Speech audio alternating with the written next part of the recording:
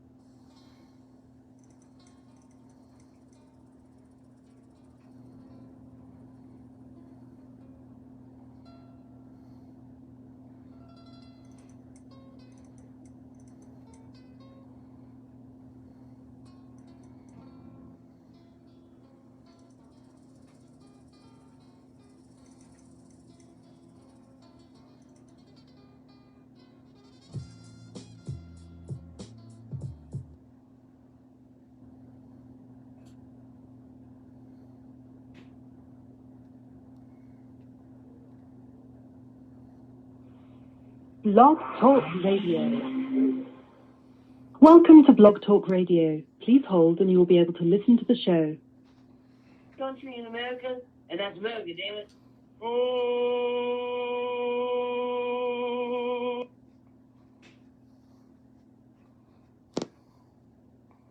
Oh, say, can you see? And the rocket, red flag. Uh-oh. I'll make up for it now. Oh, the land of the free. If I'm not mistaken, I believe we have the night out. So, Intern Timmy, well, I'm sorry, there is no more Intern Timmy, ladies and gentlemen. Intern Timmy has been fired. We now have what you would call a, what's the word that I'm looking for? We now have a audio engineer for the Wrestle Talk podcast. So, ladies and gentlemen, no more Intern Timmy. So, go ahead and play that music, sir.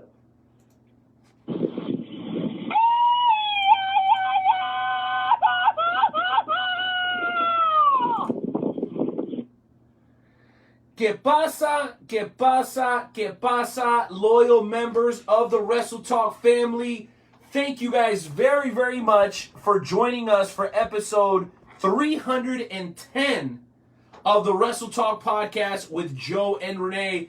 And you heard it here, folks. We actually finally were able to get our money up enough to be able to bring on an official audio engineer, which should genuinely make things sound and look a lot better than they ever have before. So thank you guys for being here. That doesn't mean we're not going to have any technical difficulties ever. That doesn't mean you're not going to have to rewind and replay that part again because it was a little choppy.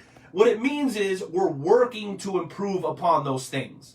So before we go any further, let's go ahead and bring him on and let him introduce himself real quick to kick off today's show. Ladies and gentlemen, for the first time ever, a real audio engineer joins the Wrestle Talk podcast with Joe and Renee. That's right.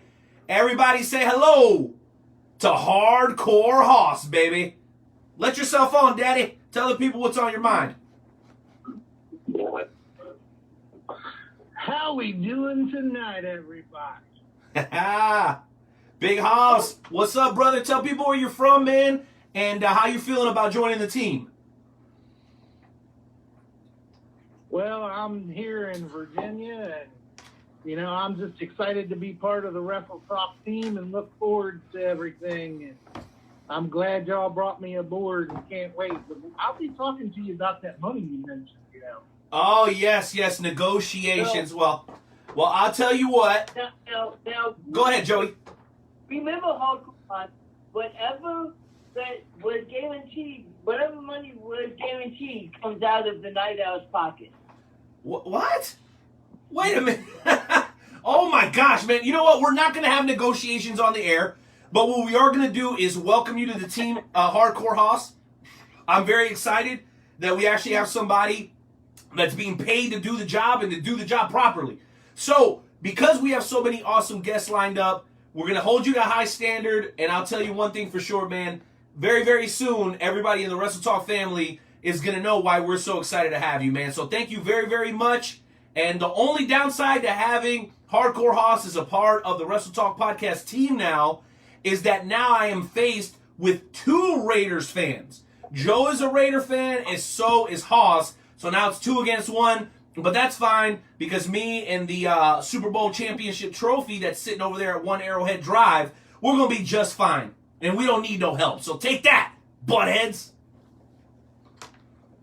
Well, and just as important, don't forget, you're faced with 2 lots of millions as well. Oh, yes. But of course, well, we'll get into that a little bit more in the second hour. Hoss, thank you for being here, bro. Jonesy, let's go ahead and kick off the rest of the show, because we got a hell of a show lined up for you guys. Man, I will tell you one thing real quick, Joe, though. Fighting for autism is a cause that we've talked about on many occasions here on the show. We're going to have the pleasure of talking to Devin James a little bit later here within about 25 minutes to talk to us about kind of what he's got going on. He's done some great work with Diamond Pro Wrestling over in the St. Louis area, and I think that's something he's looking to continue when things start to open back up. So he's got some big news for us. Make sure you guys hang with us for that. Right after the hour, we're going to talk to the world's premier fantasy wrestling promotion, the FWWC. Always exciting things going on there. And then, of course, what everybody's been looking forward to, man, we continue to show love to Black Wrestlers Matter, an incredible event that's taking place on the 22nd of August in Des Moines, Iowa. And your boys are proud sponsors, by the way. We are very proud sponsors of Black Wrestlers Matter. And Jah-C is going to be facing off against Airwolf that night. And I'm sure he's got some thoughts. So, without further ado, ladies and gentlemen, I think it's about that time. Jonesy, have we done the salute to the flag yet, or do we need to go into that right now? We have. We have done that.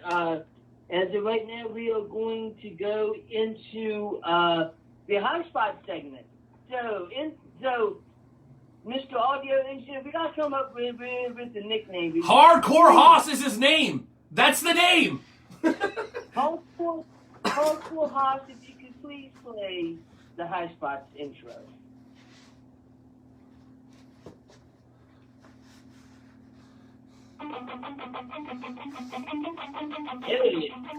Let's go!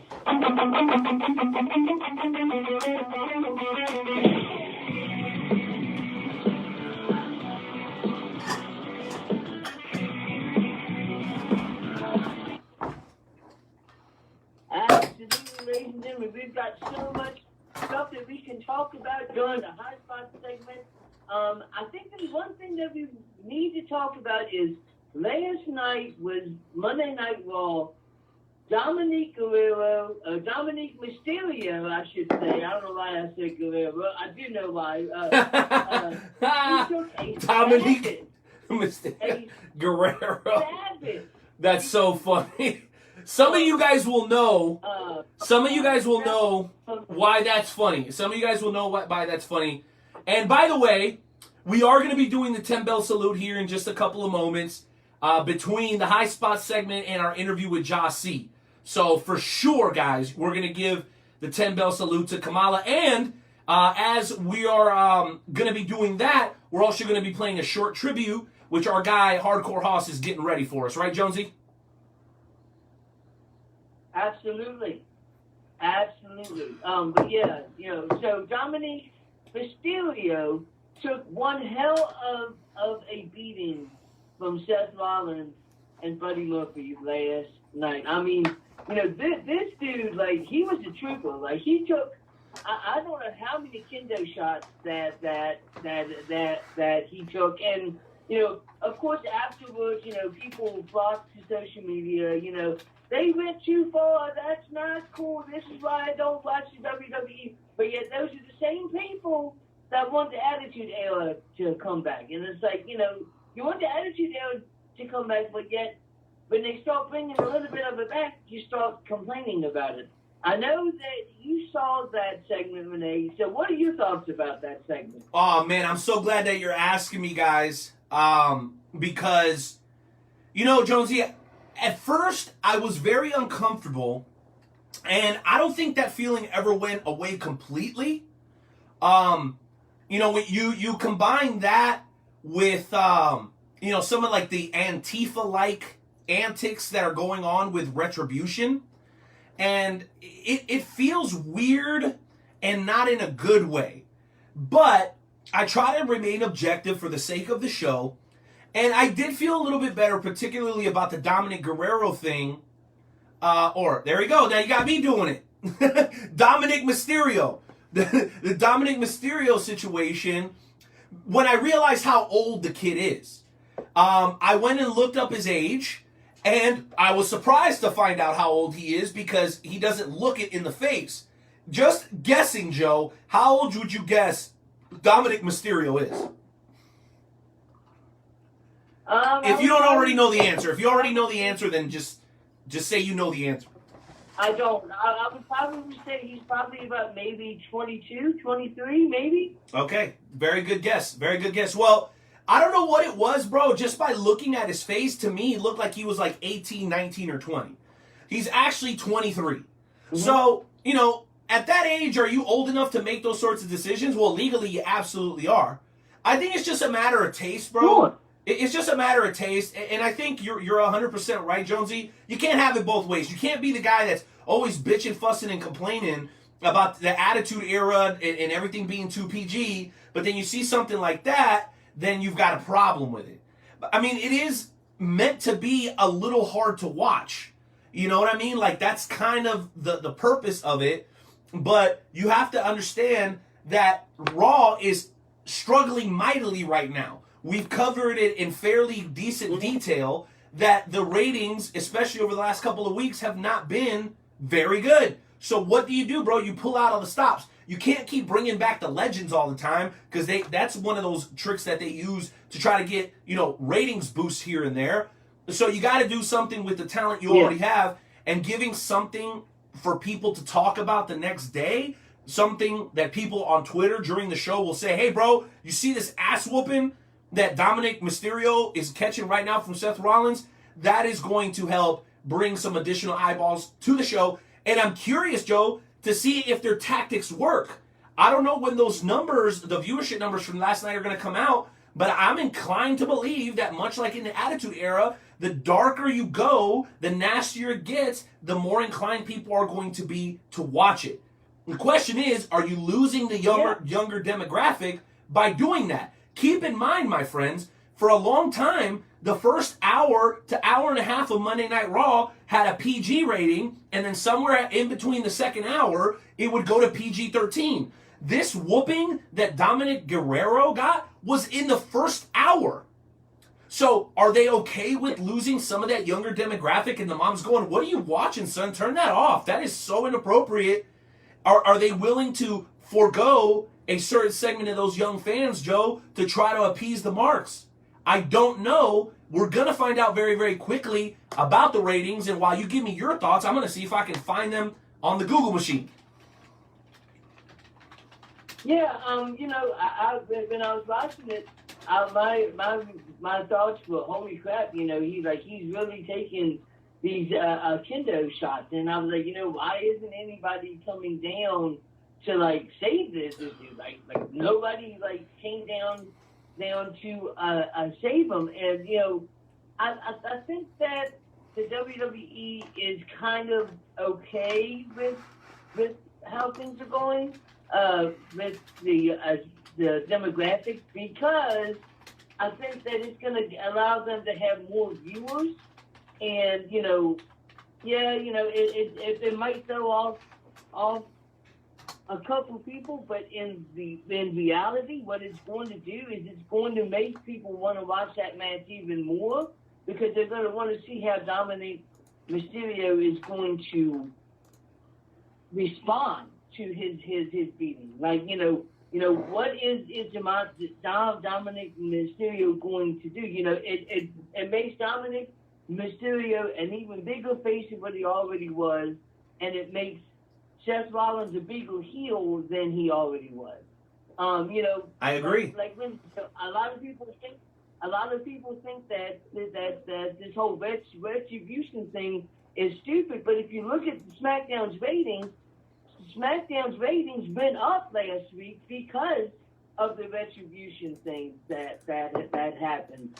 So I'm definitely interested to see what's going on with this retribution, and yeah. So well, let me jump in. Let me jump in before you change subjects here real quick, Joe. Huge shout out to our newest sponsor, I-70 Sports Media.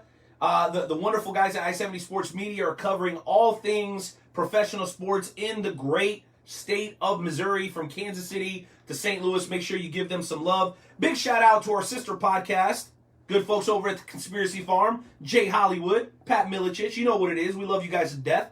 Esports Bar KC, holding the Midwest and most elite watch parties, hosted by the Wrestle Talk podcast. Esports Bar KC. Our boys over at Kincaid at the Oak Park Mall. Shout out to you guys. And of course, Royal Mills Transportation. Thank you guys for always supporting the Wrestle Talk podcast. So, Joe, are you saying that WWE could potentially have risked the short-term consequences of turning off their younger viewers for a chance to score big at a pay-per-view? Is that kind of what you were alluding to? Because I kind of like your logic a little bit.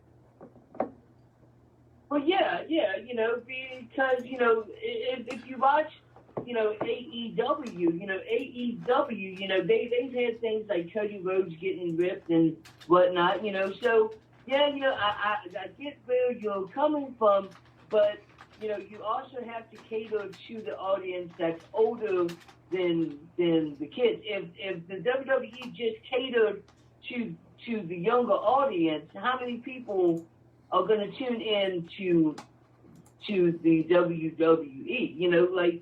Like I like watching things that are a little bit more edgier, and so I like the whole Dominic Mysterio thing. So absolutely. Well, and guys your age, Joe, are the ones that are like spending mega money on merchandise. Like, parents will buy their kids a t-shirt or whatever, but, guys like you and they're, 45 to 25 are like buying the championship belts and buying, vacation packages to WrestleMania. And here's the thing, looking at this information in front of me, courtesy of our friends over at Ringside News, so at least the short-term effect of it doesn't seem to have made a huge impact. So last week, Monday Night Raw was sitting at an average of 1.72 viewers. Okay? That's from last week. Okay, my mistake. No, they were sitting at 1.714 viewers last week, and they jumped up from there to 1.722. So a very slight jump, not an immediate payoff, but if the pay-per-view to pay-per-view goes up, say 5%, then maybe it'll be worth it. It'll be worth the risk of alienating some of the fans that maybe thought that went a little bit too far. You know what I'm saying? But it's yet to be seen, and I appreciate you for a strong opinion, Joe, because honestly, I think the wait-and-see attitude is great, but when you're hosting a podcast, you gotta have strong opinions, gosh darn it. And we want to hear from you guys with those strong opinions about anything in the world of pro wrestling. You guys know the number, 657-383-1521. What else we got on deck, Joe? Oh, man, I'd have to say that the one thing that we definitely need to talk about is what has been going on with Pat McAfee and Adam Cole, baby. Oh, my goodness. Like, it all started, Adam Cole goes on Pat McAfee's podcast. Pat McAfee, is being Pat McAfee. He's arrogant. He's saying what he wants. And he mentioned that Adam Cole has gotten where he's at in NXT because of the era, Undisputed Era. The Undisputed Era. And then he makes a mention that Adam Cole is short. And of course, Adam Cole goes off and he goes off on Pat McAfee. But last week on NXT, Pat McAfee showed up at NXT, and him and Adam Cole got into it, and Pat McAfee legit kicked Adam Cole in the head and knocked him completely out. So now you're going to have Adam Cole against Pat McAfee at NXT TakeOver. I think that that's absolutely amazing. I think a lot of people are sleeping on Pat McAfee. I don't think a lot of people realize that this dude has been training for quite some time now. And I think that he's going to surprise a lot of people when he gets into the ring against Adam Cole at NXT TakeOver. But of course, Adam Cole is one of these type of wrestlers that he could make me look good in a wrestling ring. Well, you know what? I absolutely agree with you. Much in the vein of AJ Styles, I think Adam Cole could have a great wrestling match with a brown paper bag. Quite frankly, I really do believe that, Joe. And I think they're going to surprise a lot of people. Maybe not to the extent of what we saw like when Ronda Rousey came onto the scene and she just absolutely blew everybody out of the water. I don't think it'll be anything like that. But I don't think he'll necessarily disappoint anybody either. So I'm very, very excited to see it. And I actually did go back and watch the interview that kind of kicked it all off. I guess they've been throwing shots at each other for a long time. But it all came to a head on Pat McAfee's show on the Barstool Network. Okay? So I thought it was kind of cool how, that exchange happened and then they followed it up with an appearance by Pat McAfee at NXT. Yeah. And listen, yes, Pat McAfee was a kicker in the NFL. But don't get it twisted. It's not like the guy's 5'7" or 5'8".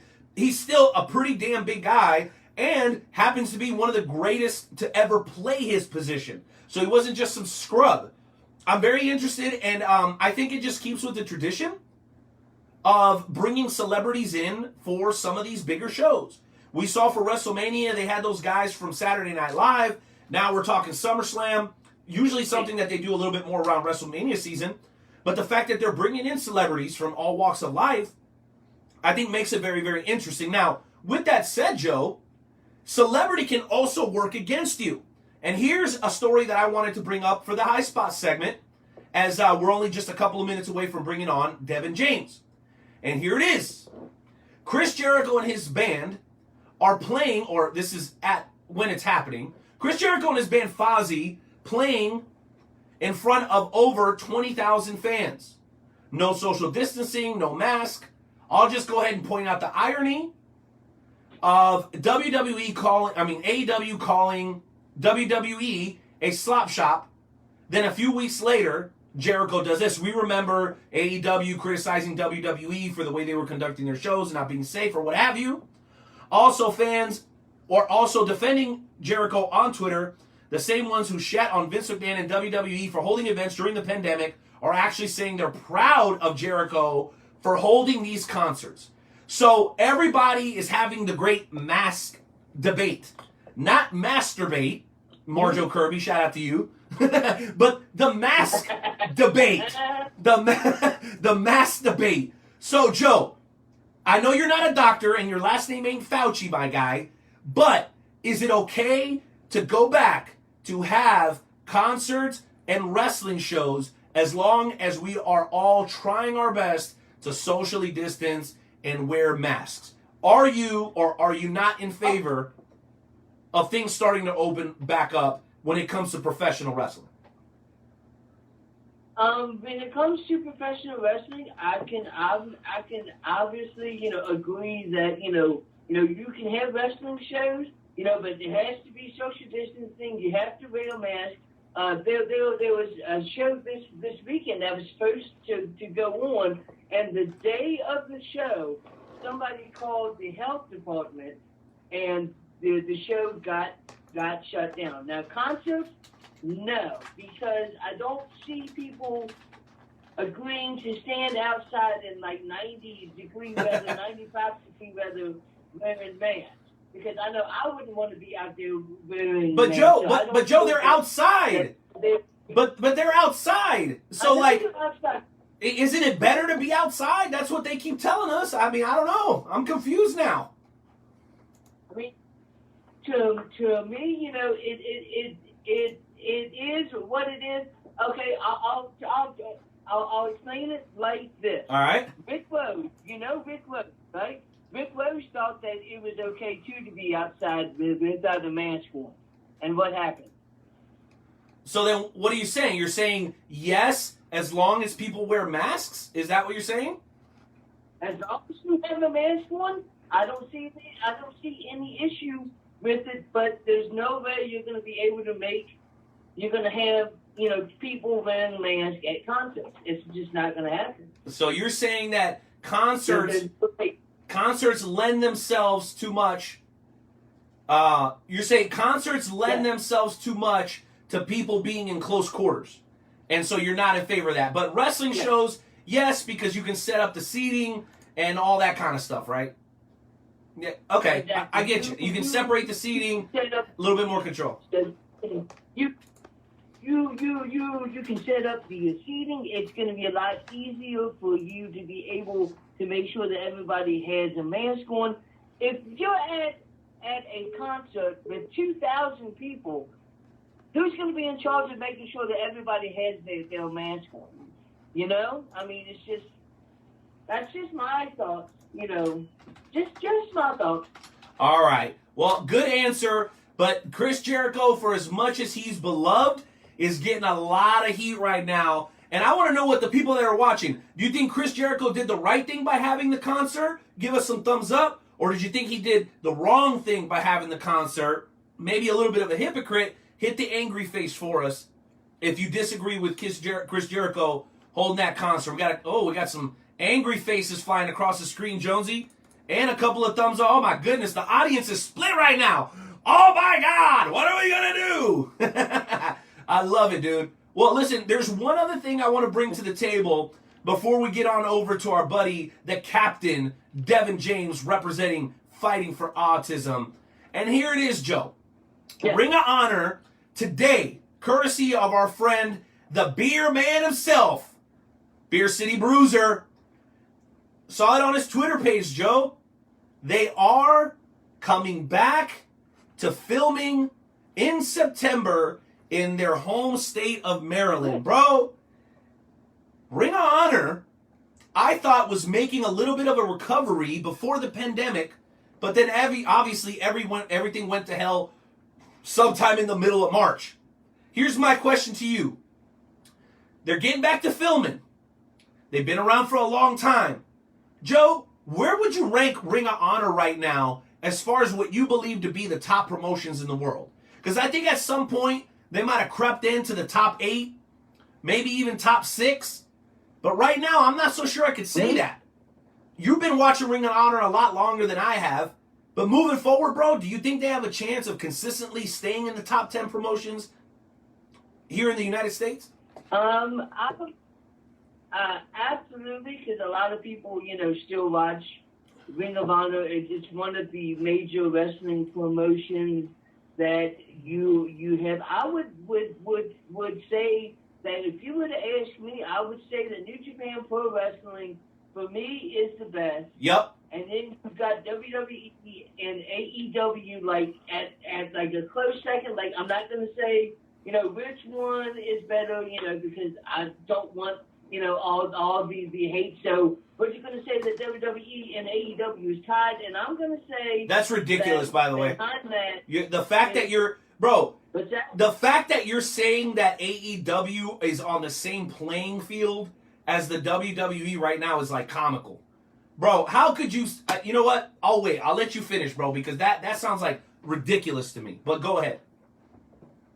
The only reason that I'm saying that is because I don't want to have all the hate, because it's obvious if you go on Facebook and if you say something, then then you're gonna have 50,000 messages. So I'm just saying that preferentially, I like WWE better than AEW. So I would put the WWE ahead of AEW. But what I'm saying is that right behind them, in my opinion, would be Ring of Honor and then Impact Wrestling. That's just my thought. Okay. Well, you know what? We personally are very excited to see our friends at Ring of Honor back. Beer City Bruiser's been on here with us. Ian Rigabani's been on here with us on several occasions. Punishment Martinez before his NXT run.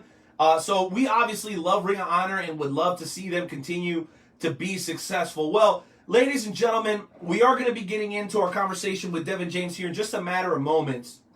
But we're going to do something right now that I think needs to be done. And that is we're going to play a 10-bell salute for the late, great James Harris, better known as Kamala. Now, if you guys follow us on social media, you probably saw a little video that I was able to dig up of Kamala power slamming Andre the Giant years before it happened at WrestleMania between Andre the Giant and Hulk Hogan. Not only that, Kamala, one of the most original characters in pro wrestling history. You've seen Papa Shango and a few other people, the Boogeyman, do similar things, but nobody did it like this man. And for well over 40 years, the man helped us make memories. If you're a pro wrestling fan, you've at very least heard the name. So we're going to hit the 10-bell salute, not only for him, but also for Marvelous Mitch Ryder of IWA Mid-South fame and Shakara, who also passed away this week at the age of 48. That came courtesy of our friends over at 411 Mania and also via Ian Rigabani of Ring of Honor. So, ladies and gentlemen, do us a favor. Please remove your caps as we observe a 10-bell salute and a short kind of snippet to help us all remember WWE Hall of Famer Kamala.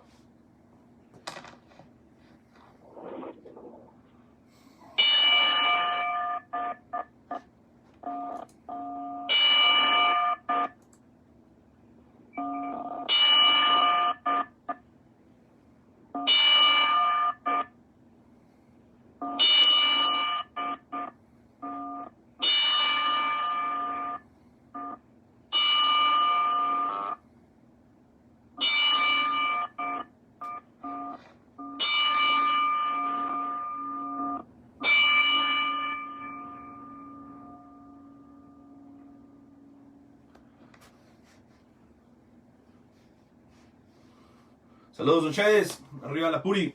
In the ring at this time, Skandar Akbar from Devastation Incorporated presents from Uganda, the Ugandan giant, 397 pounds, Kamala.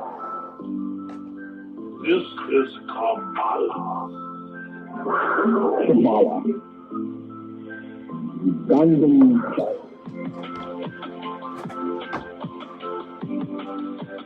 Kamala, the Ugandan giant. That was a great gimmick, and people bought into Kamala, man, because, man, when he come down with that hand strike, that was the real deal. When Kamala came to the ring, the kids ran away from him. He's scared. People thought he may have been a dangerous man on the loose. Can I say hi to Mom? Hi, Mom. Hi, Dad. I wanted to be a truck driver. I couldn't find a job. So I say, I think I'm just going to go to wrestling. Oh, yeah, you're the big guy. Yeah, man, you'll do good in the wrestling. And I had a few ups, and Lord knows how many downs. I don't ever want him to give up on himself because I would never give up on him. So we just got to fight together because God is going to always be with us.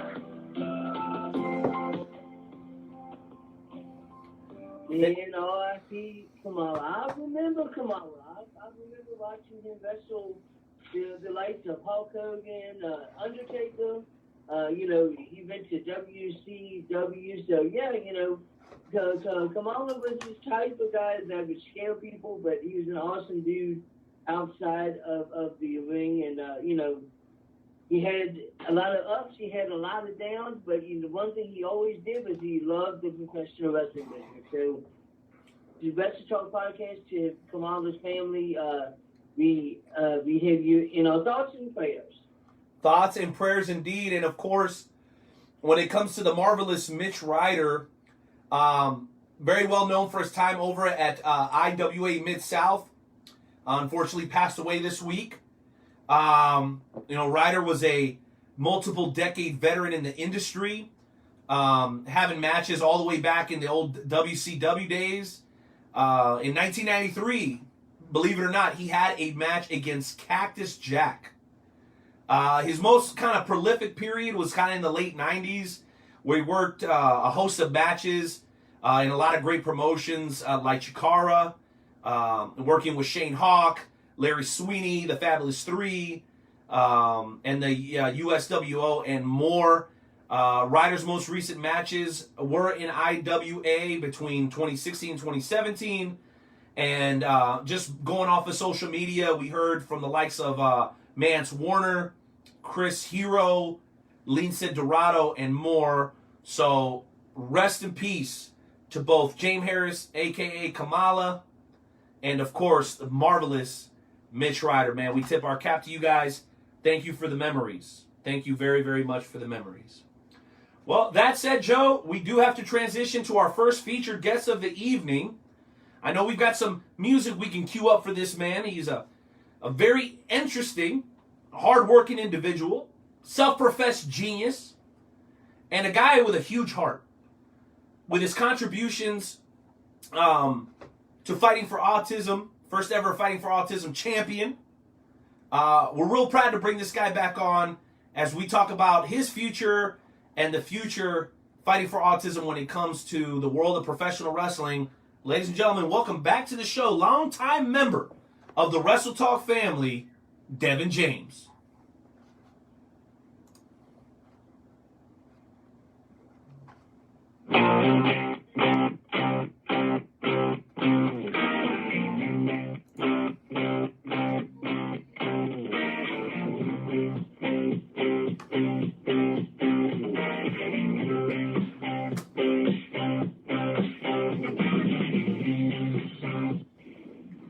Woo!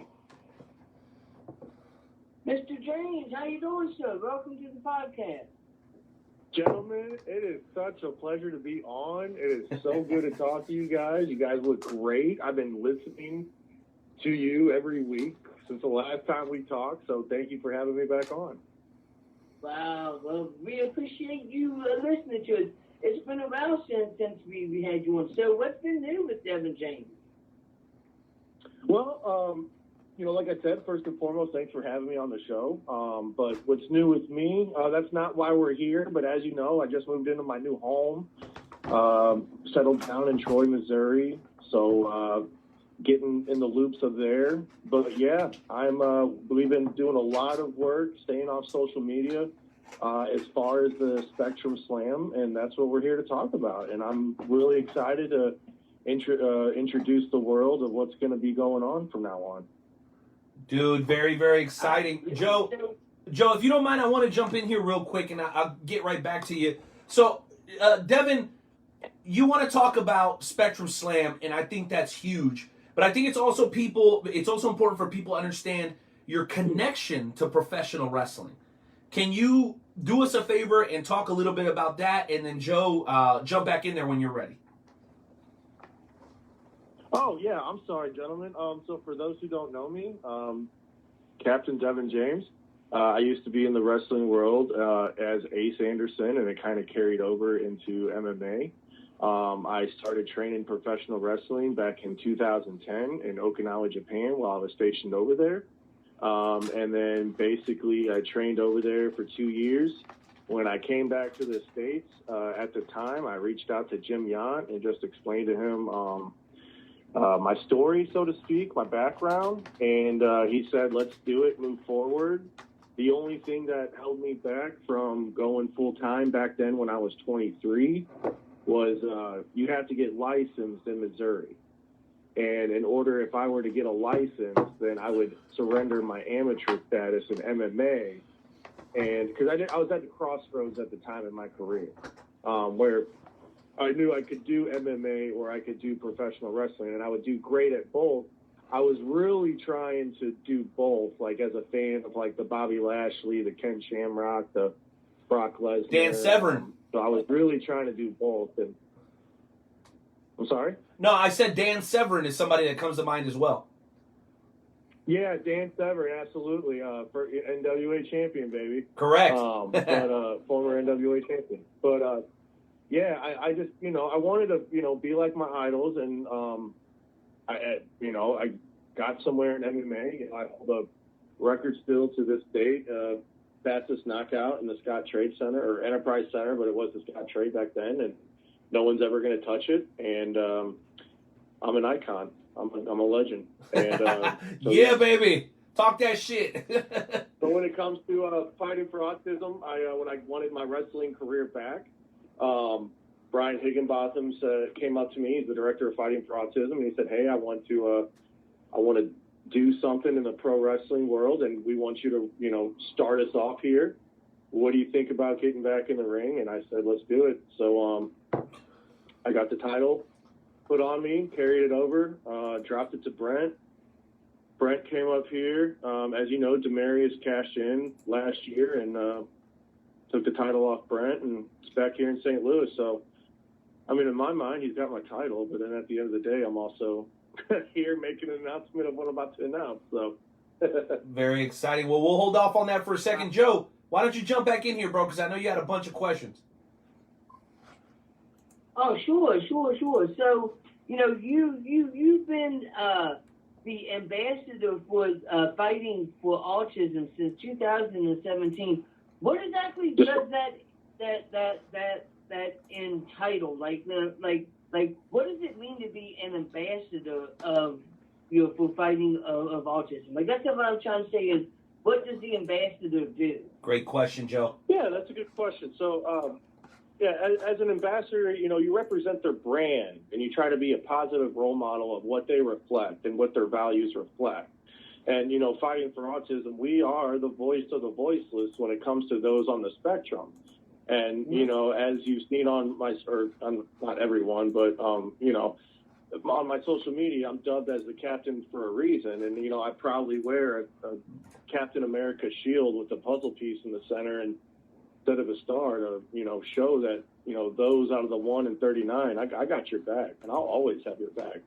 And whenever it comes to needs of like anything, I'm always going to be there for my puzzle pieces, baby. You know what I mean? So it's just one of those things. As an ambassador, that's what I do. I've been working with them since 2014, doing, events as to where when Sesame Street Live comes to the Fox, where we provide a safe space area or hearing protection or, sign language interpretation or things of that nature for those on the spectrum. So I've been working with them hand in hand since 2014. It wasn't until after 2017 when I lost the title to Brent Banner in Georgia at RCW when I became an ambassador. And that was really proud for me because that wasn't something like I wasn't really aiming for. That wasn't something like I really voice that I wanted. I was just out doing it. And then to get dubbed like an ambassador was just, man, I remember when I got the email, I started like flooding with emotion, like in tears, because it was just like, holy shit. Like, I'm sorry, but it was like the work that I'm doing is like being recognized, So. Yeah. That's amazing. What a privilege. What a privilege. Yes, absolutely. What a privilege. So I guess that's my next question before I throw it to Renee, because I know he's chomping at the bit, is what does Fighting for Autism mean to Devin James? Well, Fighting for Autism means to me is that, anyone who's on the spectrum or anyone who has a family, is a family member of those on the spectrum is we are here for you, because there is no handbook for those on the spectrum. There is no, resource guide or anything of that nature that can, once you meet, as much as I don't really care for the gentleman, I've heard it before. He said, when you meet one person on the autism spectrum, you literally met only one person on the autism spectrum. And that's just where, we all come together and try to find a happy medium of things that work, and we just try to create programs. Like a big fan that I am is the kickboxing therapy, release program.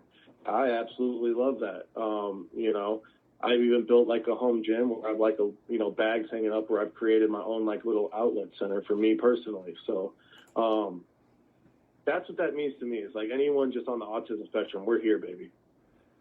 So wow, absolutely. I have a lot of friends that are autistic, so it really means a lot to have somebody that is the voice for them, and somebody that has so much passion for those that are autistic. So as somebody that has friends and is very much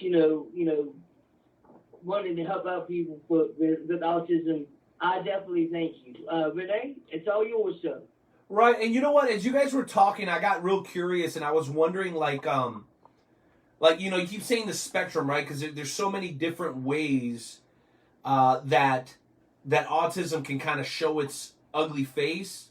But oddly enough, there have been some pretty outstanding people who have had autism and have become wildly successful. Let me read off a couple of the names off my list here.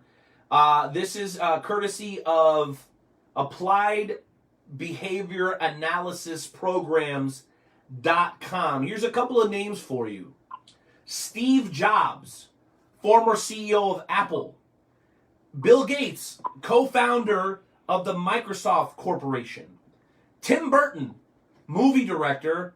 And one of my personal favorites, comedian Jerry Seinfeld.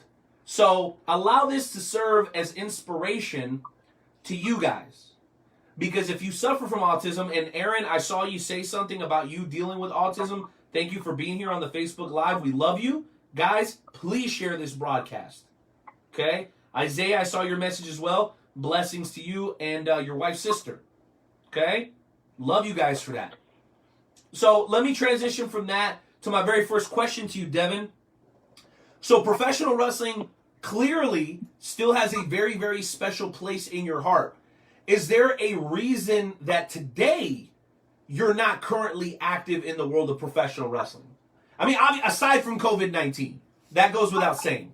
But yeah, no, you're very athletic. Mm-hmm. You're very athletic, former service member, successful in MMA. You still seem relatively young. Why are you not actively pursuing a career in pro wrestling? I'm curious about that. Well, that's going to tie into why we're here, if you don't mind, I guess. See, I had my suspicions. So why don't you go ahead and drop the bomb on us, brother? No. I can't throw you an easier softball than that. No, I wasn't gonna go balls deep, so to speak. But Why not? I'll just, as you know, I had a tumor removed back in November from my appendix, and that was a very scary surgery. Fast forward to March, I had 2 more removed from my colon on March 3rd, and I guess I want to say the word flare. Basically, they got to go back in again, and the timetable of recovery is basically, I don't know. I don't know what the timetable of recovery is. Now I'm like 240 pounds. I wear it well, is what I'm told, but I don't know, and it's not really here, but it's like I always told myself, if I can ever get back in the ring, I'm going to have 2 matches. It's going to be my cousin Nathan against him, because I think everyone wants to see it. And Mike Outlaw, because I owe it to myself. he hit me in the back on my 30th birthday with the steel chair. But yeah, never say never. It's just that I have to get some surgeries, and once that surgery is done within my colon, I am going to have to get back in shape, and we'll go from there, guys. It's just one of those things where, you know, I haven't really announced it on social media or anything of that nature. Like I said, you just hit me in the face with this. I'm going to be honest with you. I'm not going to lie. You're one of my friends. But it's like, yeah. So that's what's going on with me. So moving forward, and you are now witnessing the pause. Devin We'll keep you. Wait a minute. We'll keep you in our prayers for those of us who pray, and we'll send good vibes from those of us who vibe. Regardless of what happens, well wishes from the Wrestle Talk podcast and everybody in the Wrestle Talk family. There's a lot of negativity out there, bro. So we're gonna give you your flowers while we can give you your flowers. I'm real proud of everything you've done, bro, and nothing would make me happier. Nothing would make me happier than to see you be able to live out those 2 matches in the future. Hopefully, post surgery, post recovery, post, you know, getting back in shape. So let me just say that so you can continue. But you are witnessing the launch officially of Devin James Enterprises. This is going to be what I've done is I've taken all companies that I've invested in throughout the St. Louis and on the East Coast to now under one banner. And moving forward, Devin James Enterprises is going to fund all Spectrum Slams financially. They'll be working hand in hand still and partner with Dynamo. Yes. And then moving forward, Drake Lee who is the chief operating officer of Devin James Enterprises. But Drake Lee will hold the book, and he will be in charge of all wrestling operations moving forward. And basically the way it works is at the end of the day, Jim's going to tell me how much I need to cut the check for, and that's going to be it. I'm going to be out of it. You know, it's just I got too much going on, but my love for St. Louis professional wrestling, my love for Dynamo Pro is always going to be there, and my love for fighting for autism will always fucking be there. So, you know, I'm not bowing out yet. It's just one of those things where I'm just turning it over to Dynamo, so to speak. If they even, you know, want to move forward with the Spectrum Slam after COVID, which I'm sure they're going to want to. But, why not, dude? It's a great cause. Yes. Great event, too. Very successful. No, I hear you. No, I'm just saying, you know, I know there's a lot going on, and we're not, you know, jumping to anything. But, true. Yeah, Drake is going to be holding the book, and it's going to be great. Dude, that is amazing. So you're definitely putting your money where your mouth is. Well, my question, and that's going to be kind of a hypothetical, so just bear with me. So say spring, you know, 2021, you know, everything's back to normal almost, okay? Because we know things will never be exactly how they were before. You book your show. Who are some of the talent that you would like to see on one of your shows? Because, you know, I happen to know Drake Lee very well, and I know he's got a great eye for talent, but I know you do too. So tell us about some of the guys that you think would be a great fit for one of those events. You will be seeing Mike Outlaw defend his title against Bandino. Mike Outlaw is the Fighting for Autism Intercontinental champion. That was already in, like, talks beforehand. But you will see Mike Outlaw take on Bandino. That will happen. But, you know, I'm not trying to be negative. It's just a lot of the names that we had on the list kind of popped up with the whole speaking out movement. So it kind of just, we had to shift gears a little bit. You know what I'm saying? So. Oh, yes. I know what you're talking about now. You got your beer up. I know you're on a lag. Shove that beer to the camera. Let's toast really quick. Yes. Cheers, everybody. Cheers to professional wrestling coming back, but more importantly, cheers to fighting for autism, Devin James and his charitable nature, where even though he's not going to be as directly involved, he's still going to be helping to fund these amazing events that are helping so many people in the community. So cheers on 3, ladies and gentlemen. 1, 2, 3. Cheers and sip. God bless you. Oh, man. America, damn it. Love it. All right, so let me move on to my next question real quick. So you talked about it, and we addressed it to a certain extent here. So COVID-19 is changing the world. The Speak Out movement has changed the professional wrestling world. So when it comes to your dealings in the sport of pro wrestling, how will that change your approach, Devin? You know, it was kind of the things where I had a talk with another wrestler when everything was coming out, and I just told him, I was like, what the F? Like, when you're hearing the stories and you're reading the dirt sheets, and I was shocked. And I was like, bro, this can't be real. La-di-da-di-da. And he said, well, if you would open your eyes, you would see that it's always been there. And that's when I kind of just had to sit back, and I mean, I don't know if it's because I was so sheltered. Like, then again, man, like I was raised in the pro wrestling world, so to speak, training wise, like as a worker in Okinawa. So it was kind of like, a smaller scale. And I went back to the barracks every night because I was still in the Marine Corps when I was training. So like hearing the stories of, like using your position to get with younger, like, what the hell, man? Like, come on. Yep. Like, a little weird. Like, that's the thing. A little weird. Like, I'm not trying to get on a tangent, but it's like people come to see a show to escape, like, the bullshit you have going on in the world, man. And it's like, you're either this individual's like Superman, or like you're the villain that they love to cheer for. And you're going to try to tell them to take your shirt off and flex just to see how you look, or, oh, you're 16 and I'm 23 and we're in England, so that's legal. Let's hook up. Like, what the hell, man? Like, no. So I just, or, there's the individuals where it's like, I'm 40 and I'm with a 19-year-old, but I've been training her since she was 14. That's gross. That's grooming. So it's like, I just, date motherfuckers your own age, man. Come on. Preach!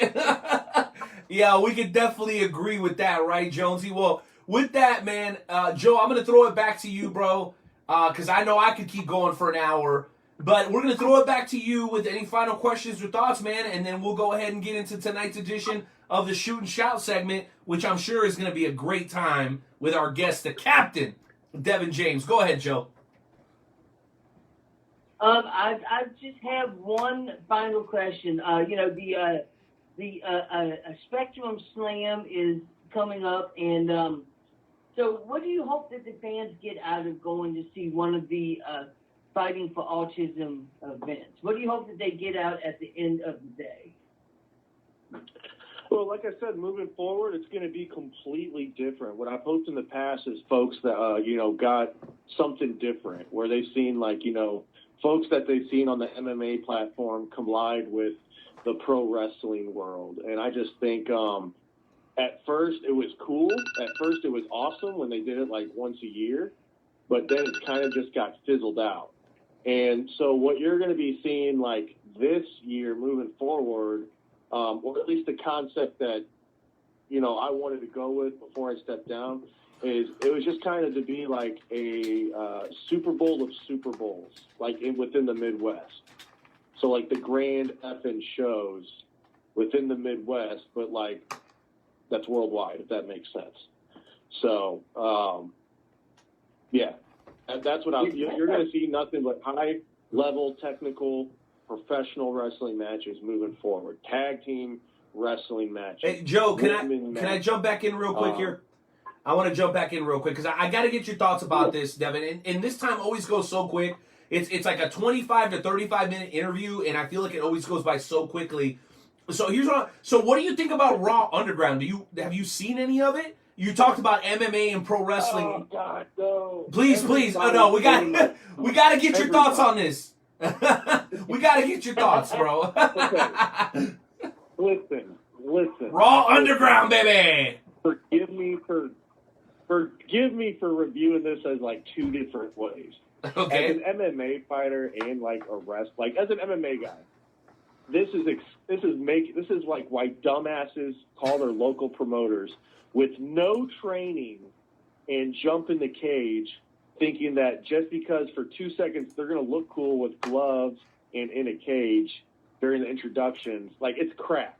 It's crap. Like, it's horrible. It's exposing the business.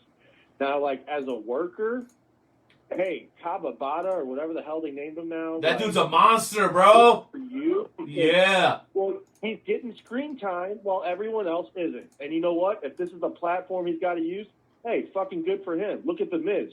He used Real World to get to where he's at. Sure did. So, I mean, if this guy's got to use some shit gimmick to get to where he wants to be, good for him. But it sucks. It'll be gone by the end of September. You watch. Joe, I haven't got your thoughts on Raw Underground, bro. I didn't even want to bring it up. Yo, what up, Hey, JL's in the house. What up, baby? What up, Josh, Little John. That's my dude. Love Josh, man. It's my good guy. Recovering from throat cancer. I love this dude, man. Thank you for being here. I really appreciate you, bro. But Joe, what are your thoughts on Raw Underground, bro? Are you good with it or is it freaking trash? What do you think, Doug?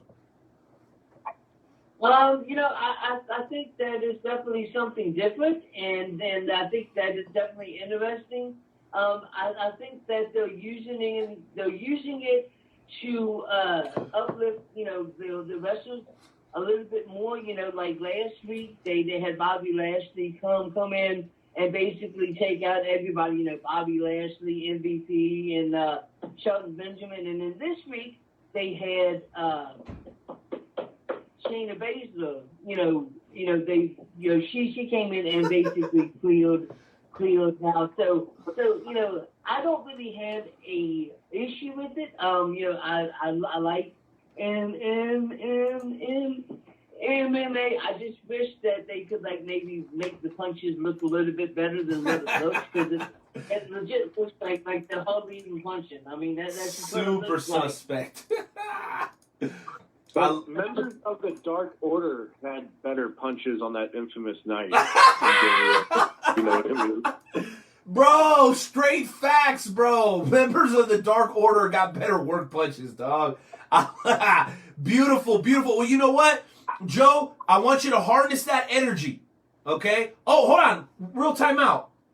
So, a message from our friend Lockie, representing the beautiful country of Australia. Thank you, Lucky. Thank you for being here. I'm going to read a quick message that he dropped on us, okay? It says, Spectrum Slam 2019 was easily one of the biggest highlights of my career, and I absolutely cannot wait to defend the FFA United States Championship over there again when the borders open up. Many thanks to Dynamo Pro and everybody in St. Louis for an unbelievable, spectacular night, and I am hoping all is well with my U.S. peeps. Lockie, we love you, bro. Thank you so much. That's at Lockie M15 on Facebook. Give my man a follow, bro. Devin, when you hear that, do you feel justified and excited moving forward with your cause? Because it's not only him. Dynamo Pro's obviously excited. We're very, very excited. Drake Lee's obviously very excited. So you hear overall, not just his comments, but overall the excitement, man. Does it make you look forward to the end of 2020 and the beginning of 2021 for everything you've got going on, dude? Because I know it makes me very, very excited. I'm excited. I can't wait. It's going to be great. Drake's going to have his work cut out for him, but I'll be excited to cut the check. So. Ooh, love it, my man. Letting his actions speak for him very, very loudly. Well, Jonesy, Hardcore Hoss, you know what time it is, gentlemen. It's time to get into tonight's edition of the Wrestle Talk Podcast Shoot and Shout segment, where each of us get 30 seconds to mouth off about something that's pissing us off, and it doesn't even have to be wrestling related. Hardcore Hoss, hit that music.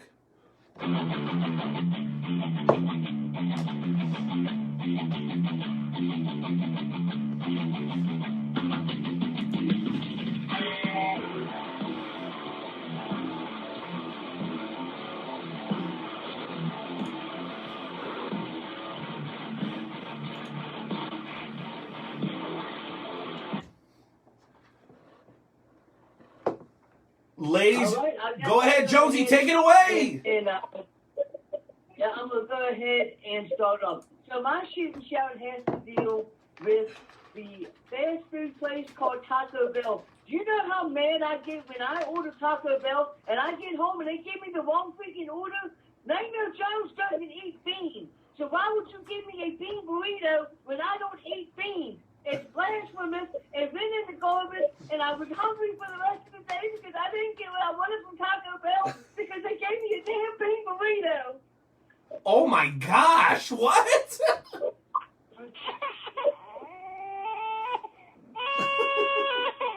All right. All right, Devin James, the captain. Aye. I'm the captain now.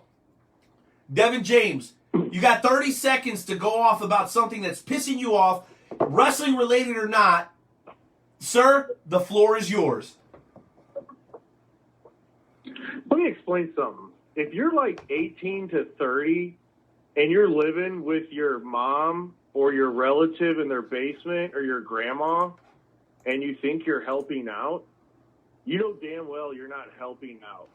Like, you're just sitting there mooching off while they use their pension to get your shit. While you work your dead-ass job, grabbing your 40 sacks every week, grabbing your beer, blowing monies on tattoos or out with your friends. And then at the end of the day, when you're at the family reunion, everybody's like, bro, you're fucking 28. Why are you still living with grandma? Oh, I help out. Well, how do you help out? I mean, grandma has her lawn cut by fucking Phil every Wednesday. Do you cut the lawn? Well, no. Well, do you do the dishes? Well, no. Does grandma do your laundry? Well, yeah. So how the fuck are you helping out? Oh, well, you ain't helping out. Get a fucking job. Get a fucking job. Wow. I absolutely love it. Guess what? My shoot and shout is actually pro wrestling related. And I know this is going to be near and dear to your heart, Devin, because you know what? The idea that we are going to be safer without police officers in our neighborhoods is absolutely absurd. And I'm open to it. If you've got somebody who's going to kind of take that spot and do a better job, I'm absolutely open to it. But let me tell you what happens when you start having less police. Somebody that I happen to be a huge fan of, had a chance to meet her in person, watch her wrestle several times. Shotzi Blackheart had her car stolen this morning in Orlando, Florida. And let me tell you something. Just because these people are in NXT or just because they're in WWE doesn't mean that they're millionaires. As a matter of fact, there are very few people in the WWE that make over $100,000 a year. The list is not as long as you think it is. So, to whoever decided to steal Shotzi Blackheart's vehicle that she uses still to get to and fro, trying to make a name for herself after bust her ass for so many years in the business, shame on you, you're a piece of crap. And to anybody who's okay with this crime just happening and there not being any consequences because you don't think we should have police, you're an idiot. Period, point blank. Our police officers are former Marines, they're former Army people, they're former Navy people. So if we don't have them, that's fine. But you got to tell me who's going to go investigate these crimes, this nonsense, these shenanigans that is happening on the streets of the United States where somebody who's just now starting to live their dream, like Shotzi Blackheart, has to have her freaking car stolen because people don't have nothing better to do. Shame on you, America. Shame on you. When young people are striving and working hard because, you know what? Anybody under the age of 40 right now gets criticized for being lazy, we're entitled, we want everything handed to us. Well, let me tell you something. That ain't the case in the world of professional wrestling. If you want to earn something in this business, you got to have 310 episodes with 620 of the greatest guests of all time. If you want to be credible in the podcast wrestling industry. You got to put your money where your mouth is. That's what we do here every single week on the Wrestle Talk podcast. And that is exactly what the captain, Devin James, does every time that he joins us and what he's doing for fighting for autism. So don't ever ask me if I don't know how to put a bow tie on a segment, because there it was, ladies and gentlemen. Take notes. Devin James, is always an honor and a pleasure to have you as a loyal member of the Wrestle Talk family. Sir, any final thoughts you want to get off your chest? Mr. James has dropped. Hopefully we can get him back on. You know, Devin is an awesome guy. Hopefully we can get him back on to the podcast again sometime soon. Thank you, sir, for taking time out of your busy schedule to come on to the podcast. Man, so what you think of the first hour, man? Bro, you know what? I just got a message from him, and he said, hey, sorry about that. The call dropped, but I 100% agree. So thank you, Devin. Joe, that was a great first hour of the show. And guess what? We're just getting started, baby, because hour number 2 is going to be just as fire as hour number 1. Ladies and gentlemen, we're going to go a quick break, 2 minutes and 20 seconds, and we will be back with the world's premier fantasy wrestling promotion, the Fantasy Wrestling Worldwide Chapter. We'll see you in 2 minutes and 20 seconds. Peace.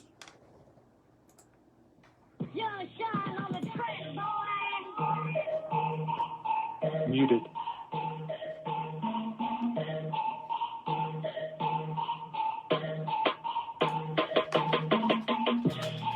I'm just coolin' with my gang, man. From the year to Mary Jane, take it to the brain dang. Ask me tomorrow, tell you the same thing.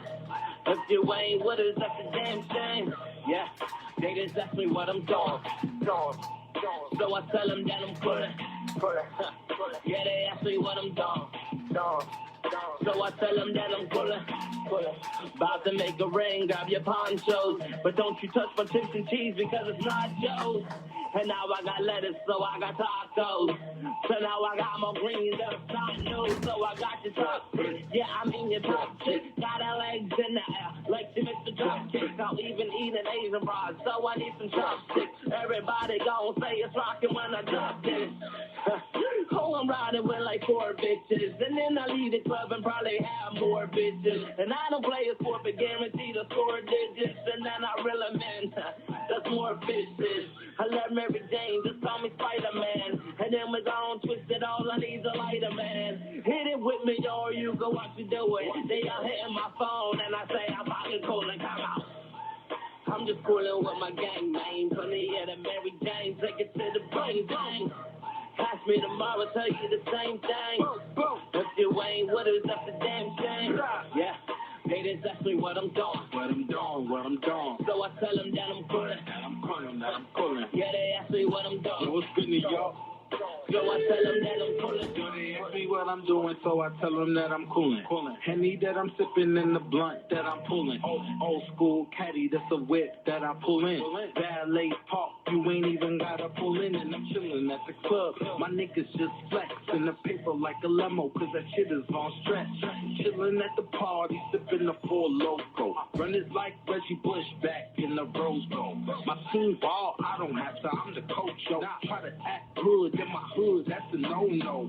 When you cross that Brooklyn breeze, better back it up. You some mess with Benji's, now we backing up. Yeah, I know you a rapper, but you whack as fuck. Your album drop, your album flop, now you out of luck. Sackage your way, a navigator coming out the truck.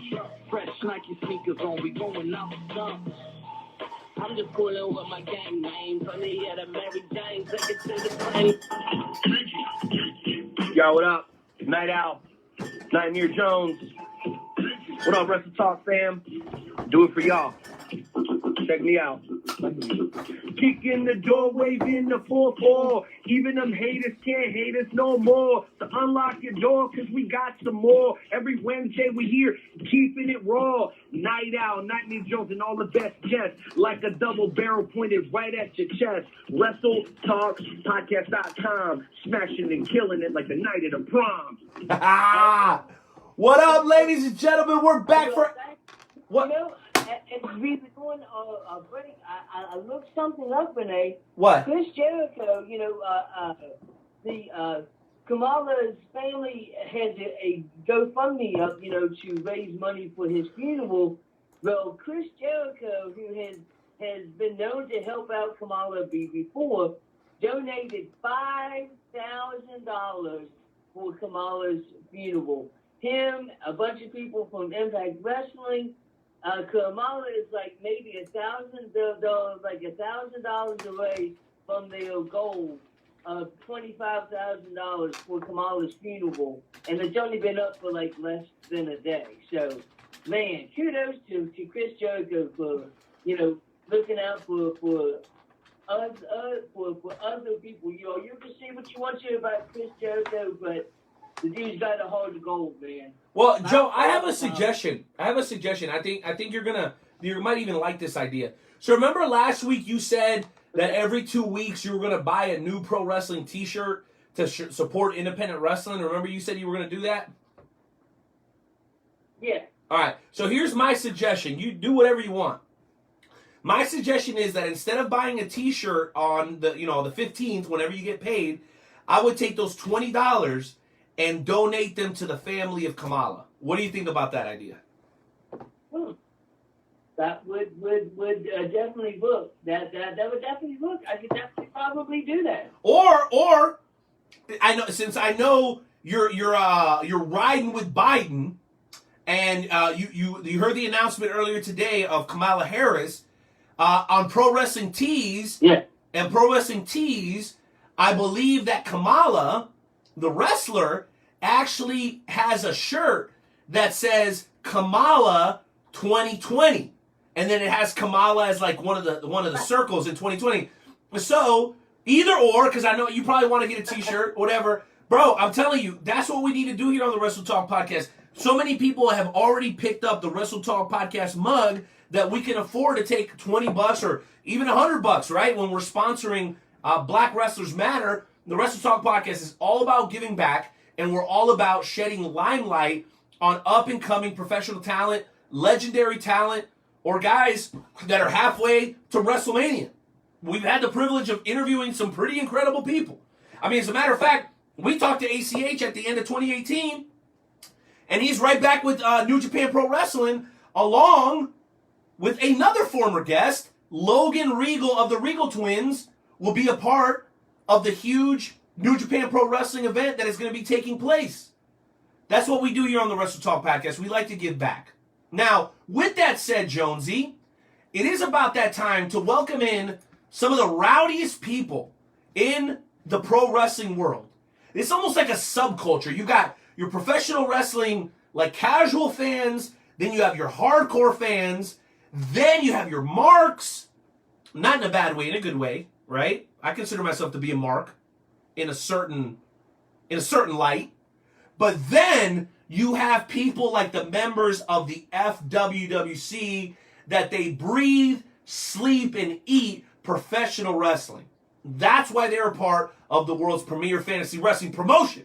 If you need more information on that, please be sure you visit us over at WrestleTalkPodcast.com/fantasy wrestling. Ladies and germs, this lady always ends up having to wait till the end. And to be frank, I think it's a little unfair.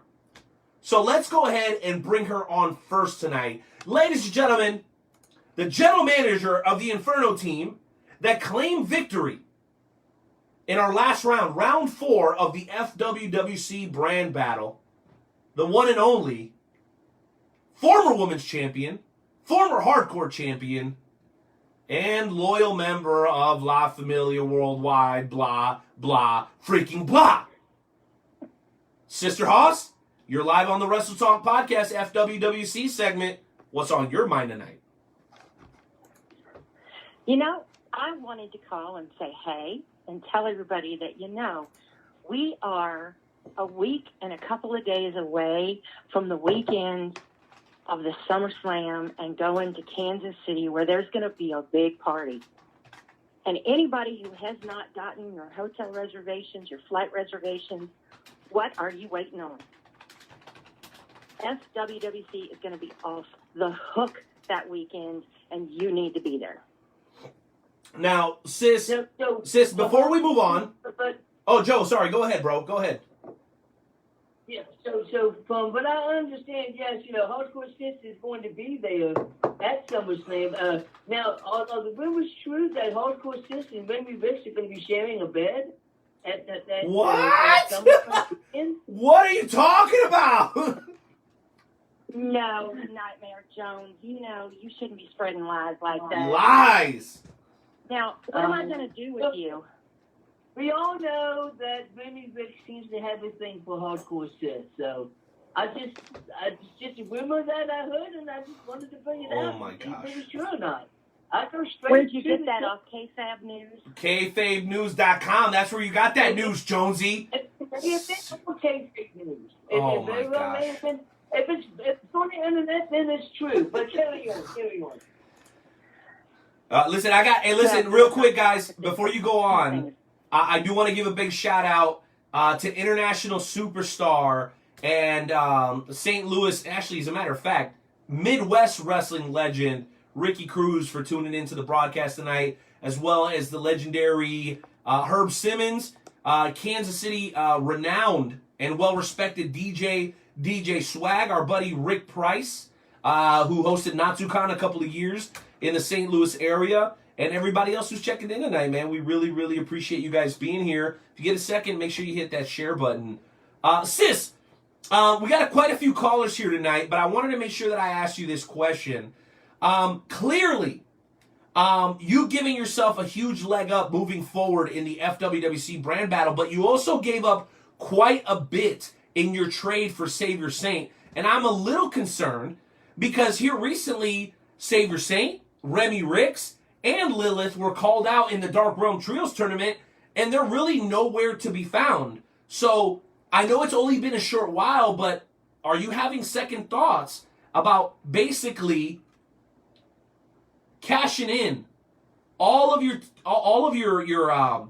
assets for the former Warriors Heart champion, Savior Saint? Are you having second thoughts by any chance? Or you still feel good about your decision?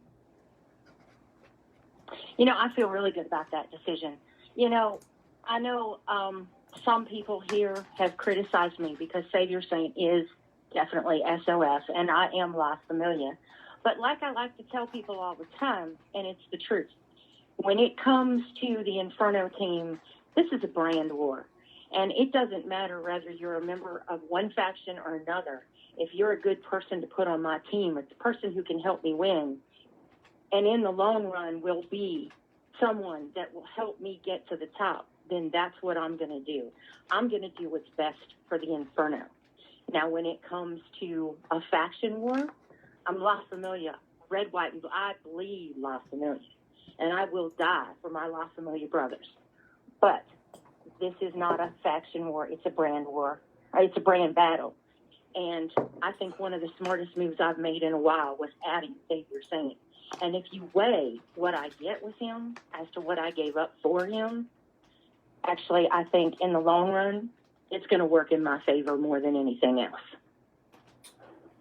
Very well stated, and only time will tell. The only other question I have for you, sis, is this. Going into FWWC SummerSlam, I know you're going to be in Kansas City, which, by the way, the Wrestle Talk podcast is sponsoring, and there will be an absolutely wonderful cover charge.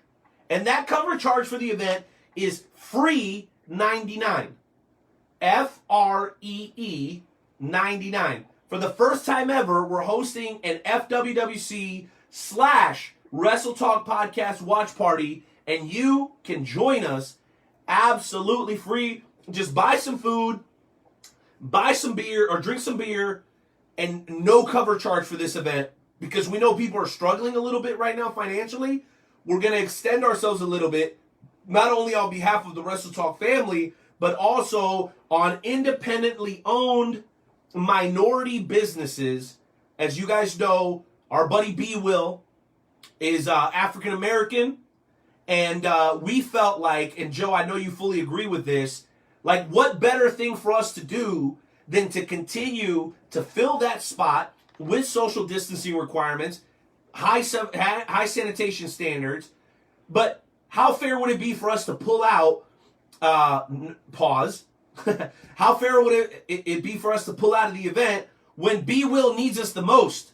In order to keep his business alive, people have to go there. So that's exactly what we're doing for FWWC's / Wrestle Talk Podcast SummerSlam Watch Party at Esports Bar KC. That's something that's got to make you very excited, considering you're going to be flying in, paying for a hotel, knowing you don't have to pay a cover charge for the watch party. That's got to be a pretty good feeling, right, sis? It's a great feeling. And, you know, I am so looking forward to seeing members of the FWWC family, whether it be Infinite Team, Rise Team, Inferno Team. I am looking forward to spending time with, getting to talk to, getting to know some of the newer members of the FWWC and the Wrestle Talk family. So this is going to be a wonderful time, and I'm so looking forward to it. Well, you know what they say? They say that the Bleach Bandit might even be there. So that alone is worth its price of admission because the price is free. Sis, thank you. Yeah, go ahead. Maybe I'll drop kick him. And you know what? We've seen you do that to many, many other people before you. Well, guys, we are just a few minutes away from talking to Jah-C, a very, very well-respected up-and-coming talent in the world of professional wrestling, and also a man who's going to be facing Airwolf on August 22nd at Black Wrestlers Matter. But as we work our way through this list, let's move on to a man that was brought up a little bit earlier by you, Nightmare Jones. Remy Ricks, any truth to the rumors that you and Hardcore Sis have a little something going on? No, man, there ain't no truth to that mess. Nightmare Jones just being Nightmare Jones. That's all it is. Oh, hold on a second then. Nightmare Jones, there you go. You heard it straight from Remy Ricks. You heard it straight from Hardcore Sis. So why don't you tell us about your sources? Where are you hearing these alleged rumors? Come on, out with it. Hey, the only thing that I can say is that it was on the internet, and if it's on the internet, then it's obviously true. Oh my gosh, yeah. Just like kayfabe news, Nightmare Jones. Seriously. Which, by the way, I do believe we have a breaking news update coming up shortly after the FWWC segment. Nightmare Jones, make sure you have it ready. Well, Remy Ricks, you're live on the FWWC segment during Wrestle Talk Podcast 310th episode. Couple of days out from SummerSlam here, maybe about 10. How are you feeling, bro? Are you ready? You ready to main event for Inferno and have your opportunity to dethrone Marcus Mayhem as the FWWC Hardcore Champion? As much as I'm looking forward to SummerSlam and capturing not one, but 2 titles in my first attempt at being champion in FWWC, at FWWC SummerSlam, at the watch party at Esports Bar in KC. I heard you say you haven't heard much out of me since Heaven's Demons said what they said, and as people know, not hearing out of Remy is a bit unusual. See, since El Mato was on the podcast Friday that I kicked the lawn off of, he said some things that made me think, and I put myself into self-isolation for the past few days and such. I've been trying every way I can to get into this dark realm. I've tried seances, I've tried getting witches, I've tried drinking potions, and none of it's working. But I think I finally found the entrance. Whether I'm there alone or whether I'm there with Saint and Lilith, I'm coming to this Dark Realms Trios tournament and I am taking Heaven's Demons gold medals home. Well, wait a minute, Remy Ricks. We got to get to the bottom of this. So you do understand that in order for you to be able to cross into the Dark Realm, there have to be 3 entities. You cannot go in to the qualifying match by yourself. El Mata, as much as I hate that despicable, disgusting mafioso, he has laid the bait, and apparently you're the only one that's interested. The question is the Saviors of Funk not taking this very seriously? I mean, you had Funky Flex. He ended up having to leave the FWWC. You recruited Lilith, who's extremely talented, longtime reigning women's champion. You have a former Warriors Heart champion in Saber Saint, but they can't seem to be troubled to respond. The question is that out of fear or is that out of lack of interest? Because it's very concerning, Remy Ricks. Yes, I agree. It is very concerning, and we know it's hard for Remy not to speak on things. But at the end of the day, as long as they're standing on the apron, I do not care if they step foot in that ring. As long as they're on the apron, I do not need them to have any part in the match. They're in the tournament, they're on the apron, there's my 3 souls right there. Remix. Yeah. I just play the music. Yeah. Jeez Louise, why?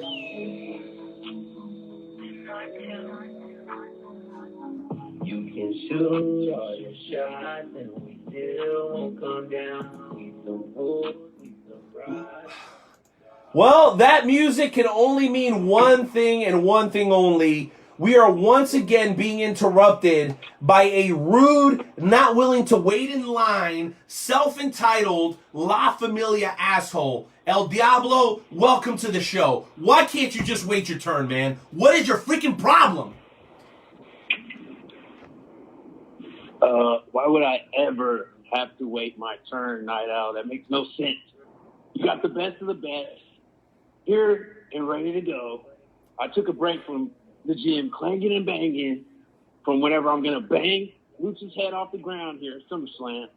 Now, is there any type of interesting ordeals going on right now, or are we just going to hear Remy Ricks blabble on about his crush on Susie Hawks? Okay, all right. Well, first of all, you clearly are not paying attention, sir. Okay, and I don't know what dimension or realm you're from, but here on the Wrestle Talk podcast, we take this very, very seriously. Okay? You're challenging for the FWWC World Championship, and also, from what I understand, you issued a challenge to Lilith, Remy Ricks, and Savior Saint concerning a match this week in the Dark Realm Trios Tournament. The question is, what are you going to do about it, sir? You issued a challenge. Are you really ready to take the likes of Remy Ricks? Because from what I continue to hear, all you're doing is running from the man. The only reason I have been walking away, being the bigger man that I am than Remy Ricks. No, clearly Remy Ricks is the bigger man. I'm just saying. By like about 100 pounds. I'm sorry, the phone cut out during that. Anyway, the reason I walk away from Remy Ricks is because my brother-in, Marcus Mayhem, is going to retain the hardcore title against him, and it'd be no point. But now that we've opened the Dark Realm, Remy Ricks finally gets his chance at meeting the back of my hand. Now, whether he shows up or not, that's up to him. But I just hope this whole SOS friendship you got going on works out in the end. Because if it doesn't, you're just going to look more of a bigger idiot than you already do. Well, ladies and gentlemen, that brings us to the end of tonight's edition of the FWWC segment, where these guys are so on fire they got me spilling beer all over myself. Thank you, everybody who was able to join us tonight.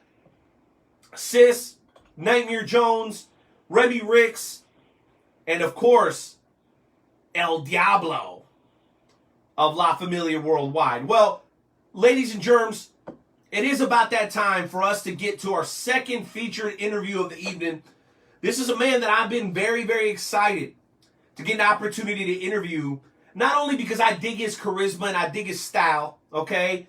This man was once known as Big Match Jah-C, and now, well, he wants you to call him the front man, and if you don't, you're in big trouble. From matches in Proving Ground Pro against Calvin Tankman to his upcoming match at Black Wrestlers Matter, who we proudly sponsor here on the Wrestle Talk podcast, against Airwolf. Ladies and gentlemen, welcome to the show for the very first time, the front man, Jah-C.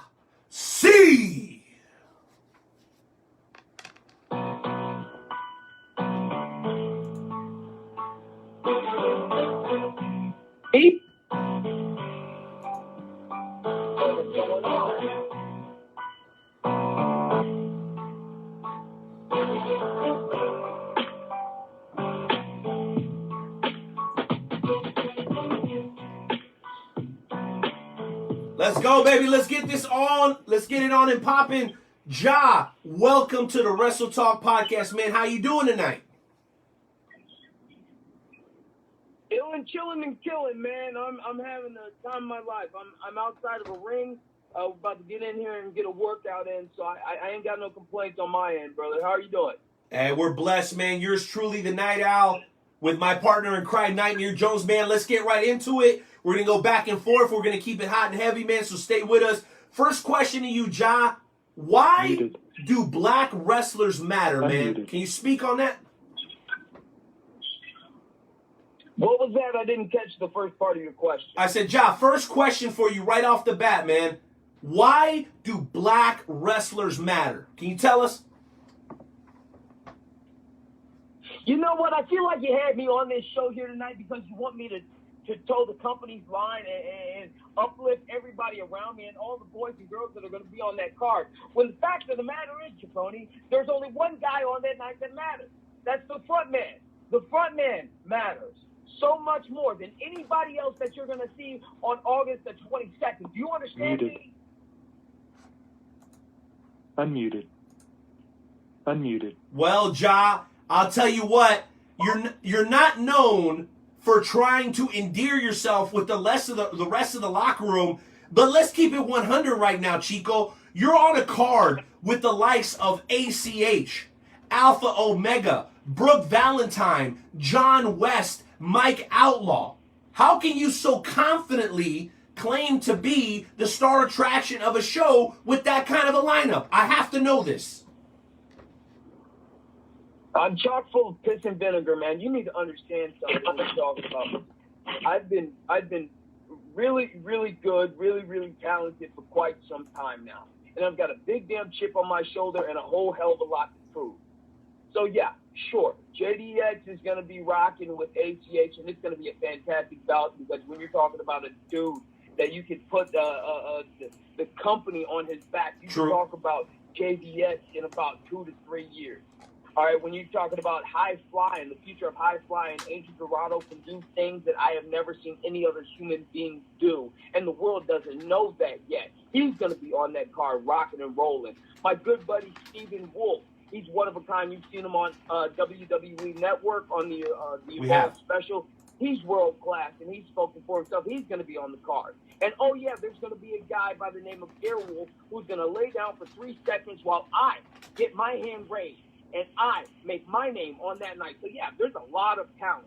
But you sit there and you ask me why it is that I feel that I'm the star of the show. Yeah. Well, if I seen it any other way, I wouldn't be John. Now would I? That's a fair point. That is a very fair point. So let me go from that to something else. I've had the pleasure of seeing you in action against guys twice your size. I'm reminiscing back to a match that you had about a year ago, give or take a couple of months, against Calvin Tankman. We all know that you can adapt to all environments. How difficult is it for you to go against a guy that is that much bigger than you or as a matter of fact, that much smaller than you and more athletic, some people would say, as Airwolf? How do you adapt your style depending on the opponent? I'm curious to know. Well, I can't give away my secrets now. A magician doesn't tell you that the rabbit's not really in your hat. I gotta play my cards to myself. But I will say this: getting in the ring with Calvin Takeman was a hell of a time, because you're talking about a guy who is legitimately got 200 pounds on me of muscle. Muscle. Have you seen the traps on that animal? He's a beast, and the things he's able to do inside of that ring, he's about 260 or whatever, damn near 300 pounds. The man did a whisper in the wind on Congo Calling in Indianapolis one time. Yeah, he did. and he's standing in the ring trying to keep up with me. Now, there's something that I pride myself, what sets me apart of my opponents and my contemporaries, everybody around me, is my ability to adapt and my ability to blow up my opponent and outmaneuver them.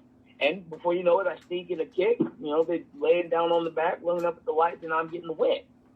When you're talking about a guy like Airwolf, this one's interesting, separate from Calvin Takeman. Well, the Calvin Takeman match was awesome. I'm ducking and dodging him. Airwolf can keep up. Airwolf can keep up, and Airwolf can do things that I can't do. But Airwolf is mistaken if he thinks that just because he can flip, flop, and fly and do a fancy little dive outside of the ring that he's going to get the win. He is very, very wrong. This is a show, and what I do is show up and steal it every time. I put on a high bar of excellence, and Airwolf has to match that. So I outwork everybody, and I outperform. That's how I adapt, really. Well, it sounds like you're uber confident going into what could be one of the most extraordinary and unique shows that we've seen in Midwest pro wrestling history. Before I throw it over to my partner in crime, Nightmare Jones, let me ask you another question. Where did all this confidence come from, Jah-C? Clearly, you could have been successful in any endeavor, whether you wanted to go into business, stock exchanges, you wanted to be a world-renowned chef, you wanted to be a 5-star athlete in professional sports such as football and basketball. You chose professional wrestling, and I think the world of professional wrestling is lucky to have you. But how is it that you ended up in professional wrestling? I'm very curious. I love how you put that question, because all it did was make my head even bigger than it already is. You're right. I chose professional wrestling. I chose professional wrestling because when I was about 4 or 5 years old, I was sitting on the floor in my grandma's living room, and I seen Chris Jericho running his mouth head-to-head with The Rock. And from that moment on, I knew exactly what I wanted to be, what I wanted to do, and I have dedicated every single day of my life since then to this. That's how I'm so good. But really, when you sum it up, how it is or where I get my confidence from, I think is what you asked me. I'm touched by the hand of God, really.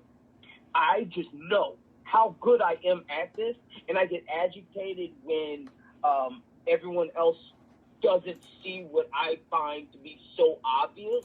And I think because of that, it manifests itself in just quality gold, especially when I run my mouth, and every time I wrestle, man. It's just this pent up aggression, this thing in me that I have to prove myself always. So yeah, I'm cocky, I'm very confident, I'm very provoked, but there's a human behind all of that as well, and that human won't let you down. And just know that whenever I'm performing, I'm giving you everything I got, because I refuse to let you down, and I have to deliver because I've got so much to prove. Wow. I love the passion coming from the front man, Nightmare Jones. And I know you're excited and ready to comment and ask some questions. So why don't you jump right on in here with a man that is going to attempt to steal the show August 22nd in Des Moines, Iowa for Black Wrestlers Matter. Joe, the floor is yours, sir. Absolutely. So thank you for taking time out of your busy schedule. So, I'm going through your social media, and as everybody knows, Logan Paul made this statement that he was offering a bunch of money to anybody that would get into the wrestling game with him. And the one and only New Jack responded, and you said, New Jack versus Logan Paul, let's go. Why do you want to see Logan Paul die in wrestling? That's good shit, Joe. Good research, Joe. No, I'm just, you know what? His persona is very douchebag-like, but you know what? It's all a part of the thing, right? That's what he does. He puts out this character for everybody to talk about. So, you know what? By all means, I'm sure he's a great dude in real life. I just want to. Have you asked me why I want to see him face New Jack? Did you see the Dark Side of the Ring New Jack episode? Yes, that shit was raw, boy. Okay, yeah. See, that's exactly why. That entire episode is exactly why I want to see New Jack.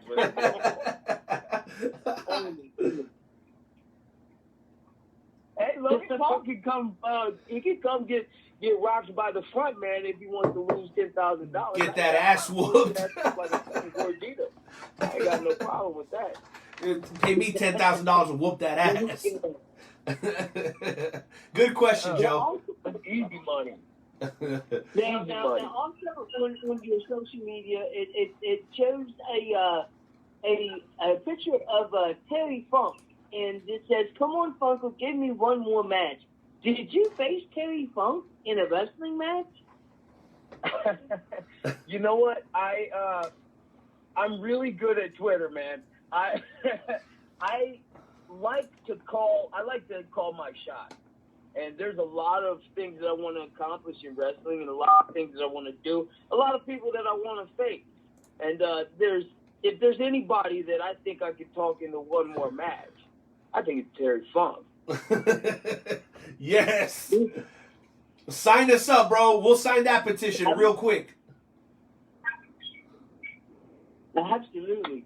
So, all right. So, I guess that my last question before I throw it back to Renee is, how did you come up with the nickname, the Front Man?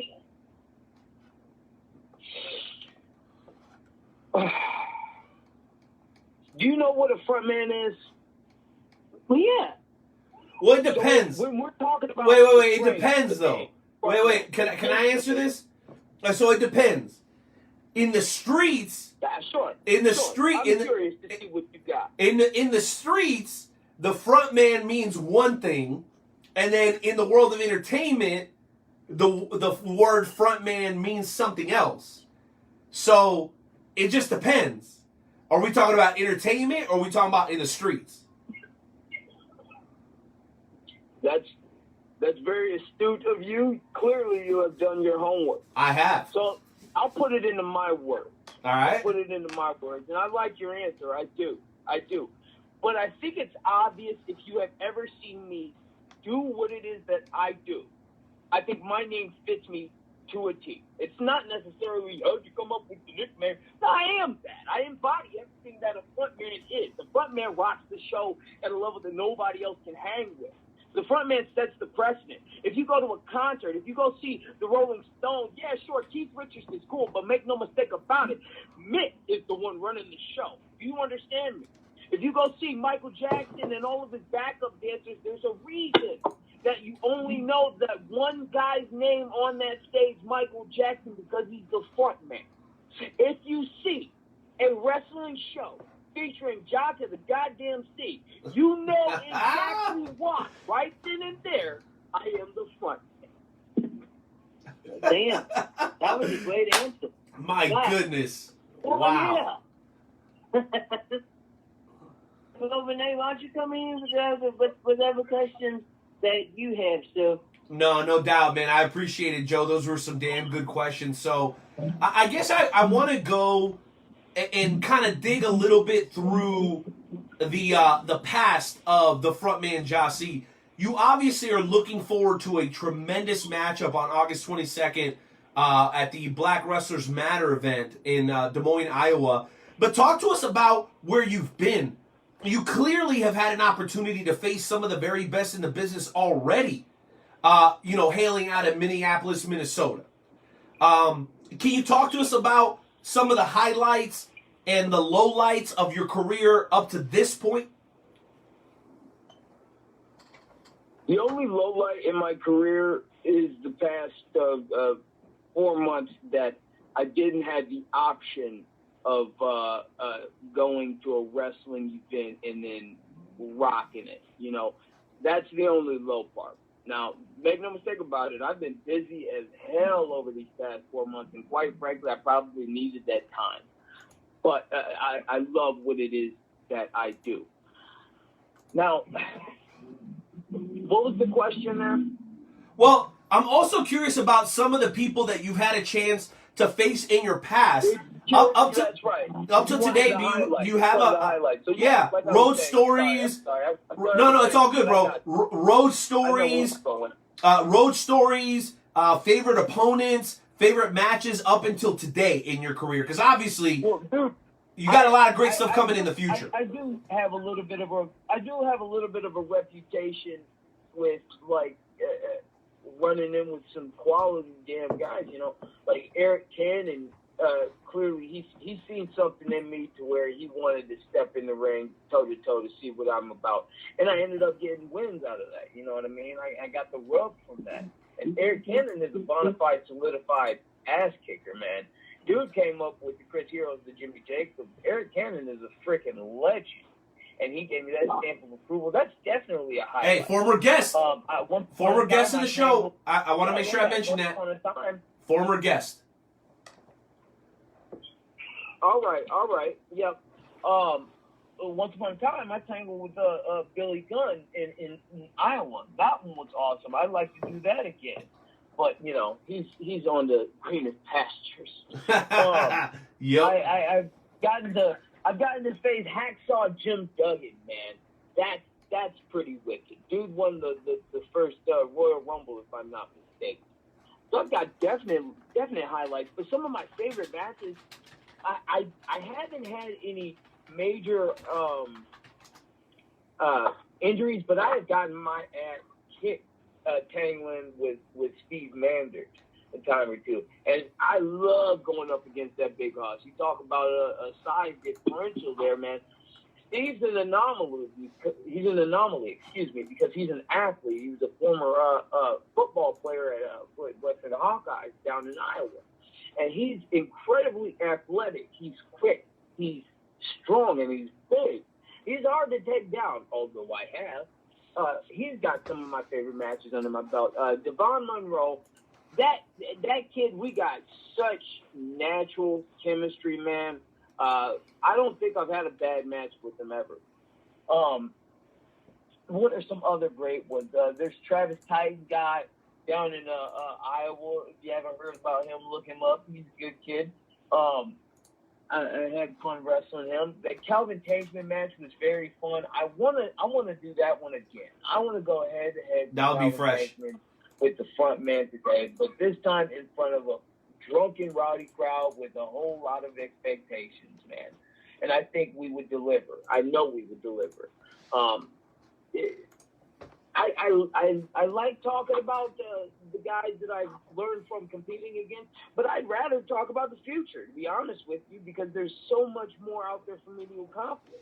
All right, well, let me hit you with the next question. To be a household name by the end of this year. Well, let me hit you with the next question. What's that? Let me hit you with the next question then, because you kind of are going in the direction that I was thinking about going in. And when we talk about people's past, it's only to give folks a certain perspective on who it is that they're listening to here on episode 310 of the Wrestle Talk podcast with Joe and Renee. So let's get on to the important stuff.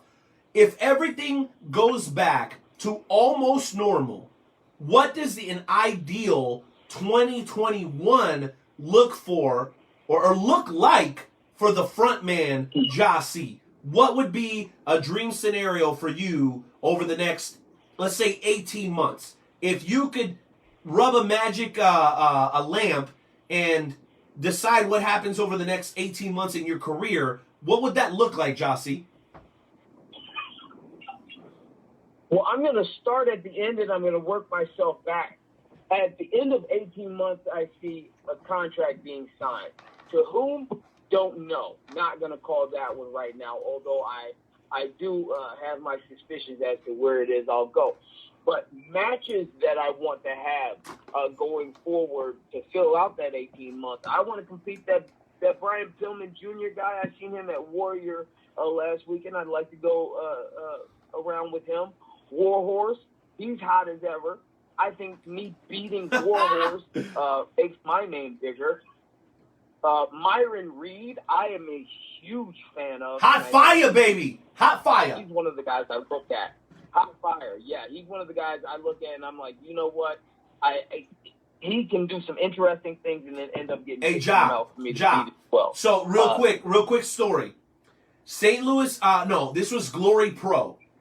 Glory Pro, St. Louis, Missouri, 2018. Hot Fire Myron Reed versus Jason Kincaid. When Jason still had the long hair, bro, let me tell you, these guys were doing things. They were running. They looked like anime characters, bro. They were running on the wall.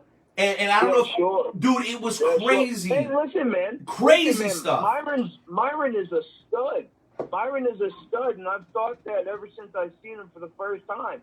Also, you know what? Another name is ACH. To me, I think ACH, you could call him the greatest wrestler in the world. He's the only guy I agree. Truthfully, that I look at and I get a little bit nervous about competing against him. I do believe I can keep up, but man, he is awesome. He is world class, and you know what? He's gonna be in the ring with the JDX on the 22nd, the same show that we're talking about, Black Wrestlers Matter. Yep. And I don't expect that to be anything short of a spectacular event. You know, I want to be fair. I want to be fair here, Joe. You know how I am, and you know how much I love ACH. I have a I have a fork that is about 4 feet long, like a kitchen fork made out of wood that ACH signed for me at a St. Louis Anarchy show. But you know what I would love to see? And this is going to sound a little crazy, but frontman Jah-C versus Fred Yehi. That would be a dream match for me to see. Yeah. I would love to see that. Fred Yehi he's the Mike Tyson of, but make no mistake about it, Muhammad Ali was and will always be the greatest of all time.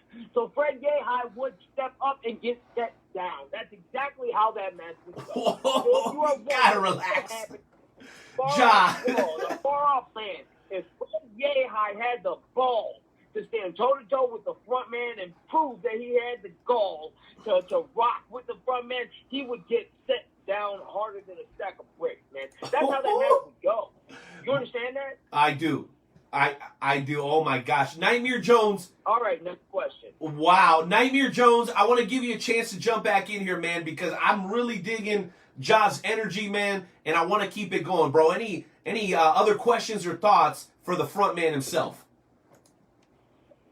I do. I do. So we see that you are a singles wrestler, but you've also been pretty successful as a tag team wrestler. You were part of a tag team, or may still be part of a tag team called Fit and Delicious, the JT Energy. What was it like being a part of this tag team? That's the only tag team that I foresee myself ever being a part of. Vicious and Delicious ran roughshod over throughout Iowa and the Illinois area, man, for a few years, man. And you know what? Good time. Very good time. JT Energy was fun to work with. I don't foresee myself going back to tag teams, quite frank with you, because I love the spotlight. I love talking about me. I love stealing the show as a singles guy. Wow. Next question. Being the singles guy, Man, oh man, oh man.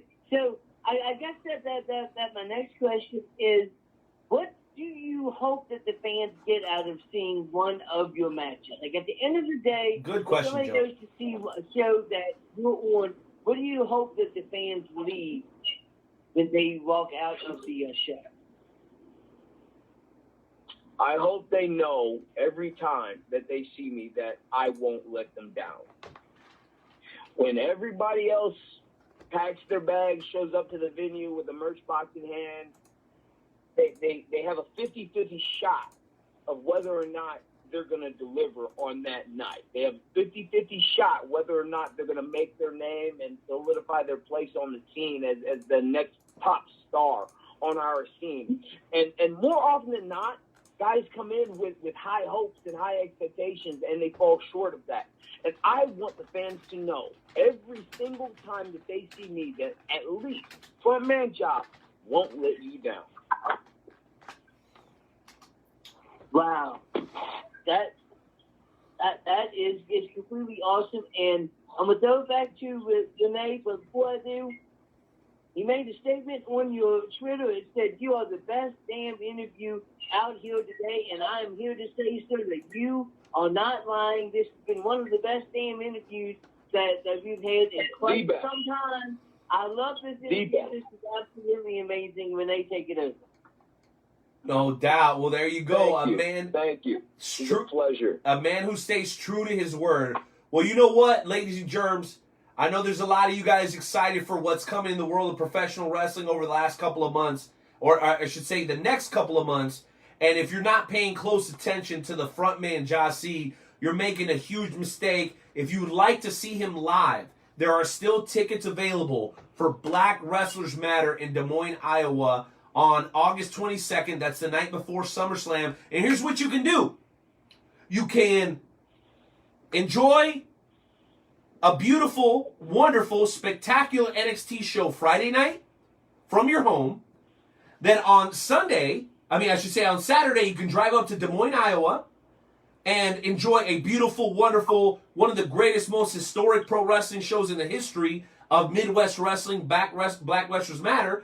And then you can drive your happy ass back home on Sunday, especially you live in the Kansas City area, and join us for the best watch party in the Midwest at E Sports Bar KC, owned by our brother, minority owner, B. Will. Brandon, we love you so much, bro. Thank you for allowing us to use your venue to host the Wrestle Talk Podcast watch party for SummerSlam. And you know, how can you beat a weekend full of wrestling? Friday you get NXT, Saturday you get Black Wrestlers Matter. Do you mind? Hold on a second, Jah-C. Sunday you get SummerSlam. And you know what? Jah-C's going to add to that. Jah, go ahead. Yeah, you're adding on to the millions upon millions of dollars that the WWE already pumps into the promotional department here. There's only one show that you need to worry about on that weekend, and that's the Black Wrestlers Matter show in Des Moines, Iowa, Franklin Junior High Auditorium, because it's gonna be the night where Frontman makes his name. It's gonna be the night where Airwolf gets plucked out of obscurity and shown what it's like to rock under the bright lights, man. There's only one show you need to be talking about here. You understand that? And listen, I'm going to cut this thing short right now, and I'm going to let you know, all you freaks and geeks out there, if you want to rock some merch, head over to ProWrestlingTees.com/FrontmanJah, ROX, because he does, and you can get your very own custom Frontman Jah-C merch today. Sent right to your door. And if you want to follow me on any of my social media, just look up Frontman Jah, J-A-H. I'm that everywhere, and I will respond to you maybe, sometimes, I don't know, kind of, not really because I'm busy. But I'm going to end it right there. Well, Jah, before we let you go 100%, here's what I want to say, and I want you to hang with me for this reason. The Wrestle Talk Podcast stands in firm support of Black Wrestlers Matter. Jah-C, thank you so much for your time. We know you have to go. And next time you join us on the Wrestle Talk Podcast, we would love to have you go one-on-one with Nightmare Jones in the Wrestle Talk Podcast Game Show Challenge. Guys, that is what you get when you tune in to the Wrestle Talk Podcast with Joe and Renee. Best interviews, great insight, and high energy. I'm really, really grateful to everybody who tuned in tonight. Super grateful to our new audio engineer, Hardcore Hoss, our media director, Skywalker Luke Roberts, the founder of the Wrestle Talk Podcast, Nightmare Jones, and every last member of the Wrestle Talk family. Guys, thank you so much for supporting us. Grace and peace to you. We will be back next week on Tuesday for episode 311 of the Wrestle Talk Podcast with Joe and Renee. Appreciate you guys hanging out. Hit that thumbs up. Hit that share button. And remember, 24/7 over at WrestleTalkPodcast.com. Do me a favor and share that broadcast. Hardcore Hoss, you know what to do, baby. Let's go ahead and close it out after Joe says goodbye, and then you hit that music. Jonesy? Ladies and gentlemen, it has been a great, great, great night. We appreciate everybody coming on to the podcast. You all have been absolutely amazing. Man. Until next week, ladies and gentlemen, this has been the Wrestle Talk Podcast with Joe and Renee. And ladies and gentlemen, peace.